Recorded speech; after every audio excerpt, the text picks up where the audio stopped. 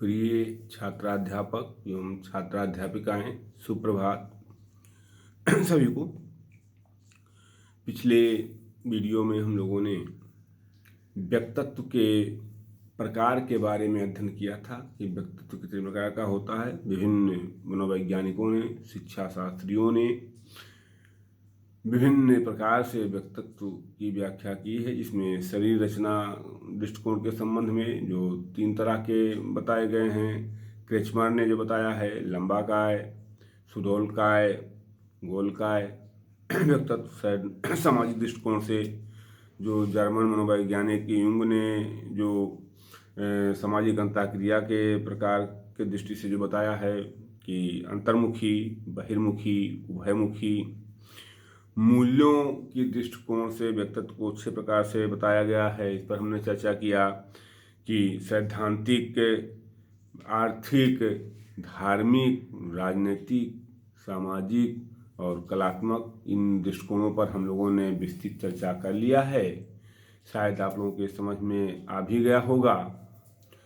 आज अभी जो एक और है भारतीय दर्शन की दृष्टिकोण से, जो भारतीय शैक्षिक विचारधारा है, प्राचीन शैक्षिक विचारधारा है, उस दृष्टिकोण से, चूँकि आप जानते हैं कि भारत की कृषि प्रधान देश और ऋषि प्रधान संस्कृति से ये देश आज भी अभिसिंचित हो रहा है, निर्देशित हो रहा है। आज भी उन निर्देशों का, ऋषियों मुनियों द्वारा बनाई गई संस्कृति का आज हम पालन कर रहे हैं। आधुनिकता के दौर में भी हम कहीं न कहीं उस संस्कृति का पालन करते हुए दिखाई पड़ते हैं। हमारी आस्था प्रधान संस्कृति है, हम आस्था रखते हैं। भारत ही एक ऐसा देश है जहाँ एक पत्थर पर 2 चुटकी सिंदूर चढ़ा के अभिवादन किया जा सकता है। ये ऐसी आस्था प्रधान देश केवल और केवल भारत है। चूँकि भारतीय दर्शन की सर्वोच्च रचना श्रीमद् भगवद गीता है। गीता में व्यक्तित्व के 3 गुण, जैसे जिनको जो है सत्वगुण, रजोगुण, तम तथा तमोगुण की चर्चा की गई है। गीता में अध्याय 14 के श्लोक 9 में कहा गया है कि सत्वगुण व्यक्ति को सुख में लगाता है। सत्वगुण जो है वो व्यक्ति को सुख में लगाता है, रजोगुण व्यक्ति को कर्म में लगाता है तथा तमोगुण व्यक्ति को प्रमाद में लगाता है। सुख, कर्म और प्रमाद 3 चीज़ें बताई गई हैं। इन तीनों गुणों के आधार पर व्यक्तियों को 3 प्रकार से बांटा गया है, जो ये गीता का सार है। गीता में जो कहा गया है, तो उसमें सात्विकी की बात जो है कि ऐसे व्यक्तियों में सत्वगुण की प्रधानता होती है, जिसको सात्विकी कहते हैं। ऐसे व्यक्ति ज्ञानी होते हैं, शांत होते हैं, निर्मल होते हैं, परहितकारी स्वभाव के होते हैं, धार्मिक व सौम्य स्वभाव के होते हैं, सत्व प्रधान व्यक्ति सत् प्रवृत्ति के होते हैं तथा गृहस्थ केंद्रित होते हैं। यानी घर में गृह केंद्रित होते हैं। गृहस्थ, जैसे हमारी भारतीय संस्कृति क्या रही है, ब्रह्मचर्य, गृहस्थ, वानप्रस्थ, संन्यास। तो गृहस्थ के नियमों का पालन करने वाले होते हैं। दूसरा जो बताया गया है राजसी प्रवृत्ति। राजसी, ऐसे व्यक्तियों में रजोगुण की अधिकता होती है। ये साहसी होते हैं, वीर होते हैं, उद्यमी होते हैं, दबंग तथा कामना व आसक्त की प्रवृत्ति से युक्त होते हैं। तमस प्रधान व्यक्ति स्वार्थी प्रकृति के होते हैं। निश्चित तौर पर हम राजसी की बात कर रहे हैं कि ऐसे व्यक्तियों में जो है रजोगुण की अधिकता होती है। ये व्यक्ति जो है उद्यमी होते हैं, दबंग होते हैं तथा कामना व शक्ति के प्रवृत्ति से युक्त होते हैं। इस बात को हम लोग जानते हैं। रजस प्रधान व्यक्ति चंचल प्रकृति के होते हैं तथा गृहस्थ केंद्रित होते हैं। और तीसरा जो है तामसी, ऐसे व्यक्तियों में तमोगुण की बहुलता होती है, तभी तो उनको तामसी कहते हैं। रजोगुण, सतोगुण, रजोगुण, तमोगुण।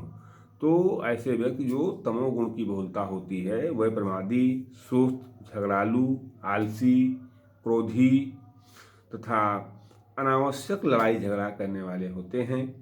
तमस प्रधान व्यक्ति स्वार्थी प्रकृति के होते हैं तथा दूसरों को कष्ट पहुंचाना वो पसंद करते हैं। तो इस तरह से भारतीय दर्शन व संस्कृति के इस पक्ष के अलावा निश्चित तौर पर अगर आप देखें तो यह स्पष्ट है कि सात्विकी और तामसी प्रवृत्ति व्यक्तित्व सातत्य के दो छोर हैं। माने पहला छोर है व्यक्तित्व के दो छोर, एक तामसी हो गया और दूसरा जो है वो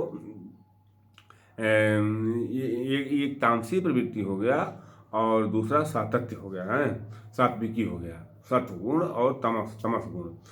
तो कहने का आशय यहाँ ये है कि राजसी प्रवृत्ति जो रजोगुण है इन दोनों के बीच में झूलती रहती है, इन दोनों के बीच में स्थित है वो। तो सत्व आदर्श को, रजस वास्तविकता को एवं तमस अवांछनीयता की ओर इशारा करते हैं।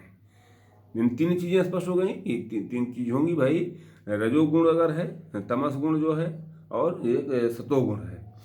तो यह बात स्पष्ट हो रही है यहाँ कि सतोगुण जो है वो आदर्श को और रजस वास्तविकता को तथा तमस अवांछनीयता की ओर इशारा करते हैं। ये गुण व्यक्तियों में भारतीय दर्शन व संस्कृति के इस पक्ष के अलावे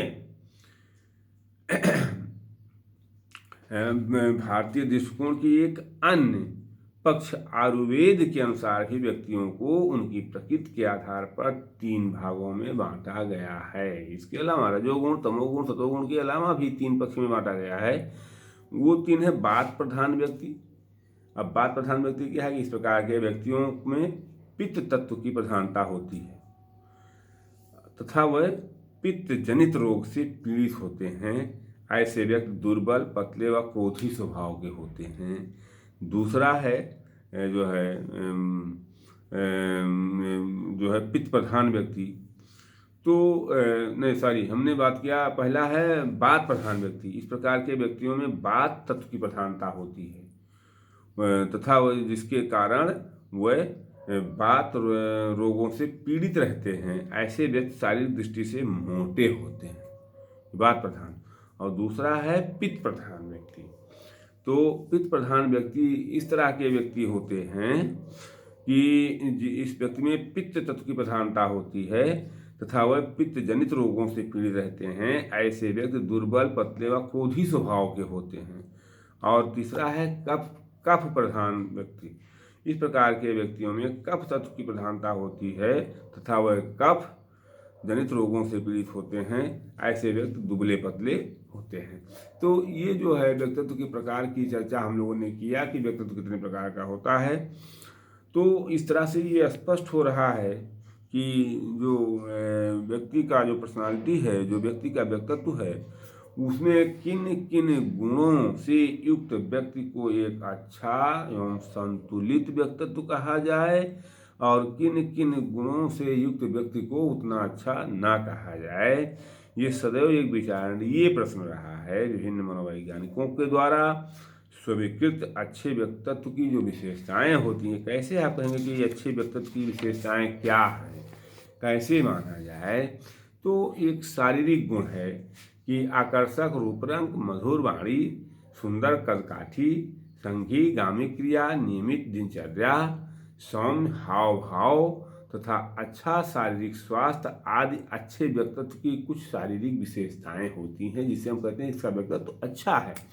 ऐसे ही मानसिक गुण है, यानी उच्च स्तरीय बुद्धि, अवलोकन क्षमता, चिंतन शक्ति, तार्किक क्षमता, उत्तम विचार प्रक्रिया, अभिव्यक्ति सामर्थ्य, जिज्ञासा प्रवृत्ति, धनात्मक आवृत्ति तथा सृजनशीलता आदि अच्छे व्यक्तित्व के कुछ जरूरी मानसिक गुण होते हैं। कहने का आशय ये है कि शारीरिक गुण, मानसिक गुण, सामाजिक गुण, संवेगात्मक गुण और धार्मिक गुण, इन 5 आधारों पर हम ये कह सकते हैं कि हम व्यक्ति का व्यक्तित्व अच्छा है। तो ये हुआ मानसिक गुण।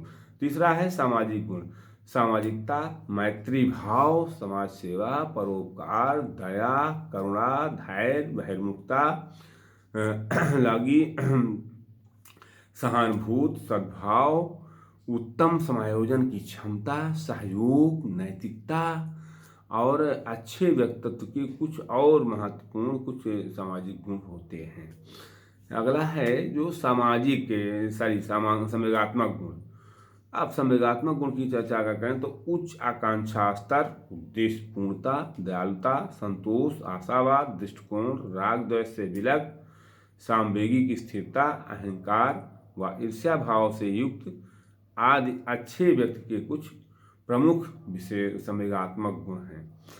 अब जो लास्ट है धार्मिक गुण, उच्च नैतिक चरित्र, दृढ़ संकल्प शक्ति, ईमानदारी, निष्ठा भाव, समय की पाबंदी, देश प्रेम, सहिष्णुता, भ्रातृत्व, ईश्वर में आस्था, नैतिक चरित्र, स्थिति में नीति में विश्वास आदि अच्छे व्यक्तित्व के कुछ प्रमुख धार्मिक गुण हैं। तो इस तरह से हम लोगों ने जो व्यक्तित्व के प्रकार की चर्चा की। अब हम अपने अगले वीडियो में व्यक्तित्व को प्रभावित करने वाले कारक पर चर्चा करेंगे। तो अगर आपको वीडियो अच्छा लगा हो तो प्लीज़ सब्सक्राइब जरूर कीजिएगा। बहुत बहुत धन्यवाद आप लोगों को।